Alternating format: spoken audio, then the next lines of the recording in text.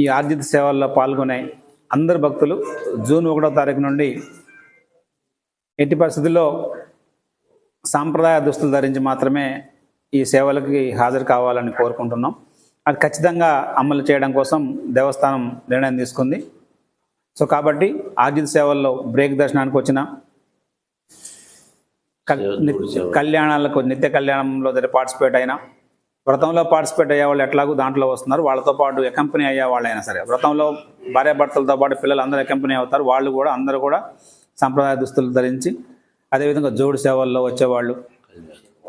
అభిషేకంలో, కళ్యాణాల్లో ఏదైనా సరే ఆర్జిత సేవలు అంటే డబ్బులు పెట్టి వచ్చే వాళ్ళందరూ ఒకటే మాట, మన వాడుక భాషలో మాట్లాడాలంటే నామినల్గా క్యూ లైన్లో వచ్చే వాళ్ళందరికీ కూడా మనం దీన్ని వర్తింపజేయట్లేదు. ఈ ఆర్జిత సేవల్లో వచ్చేవాళ్ళు ఎట్టి పరిస్థితుల్లో కూడా సాంప్రదాయ దుస్తులు ధరించి వచ్చి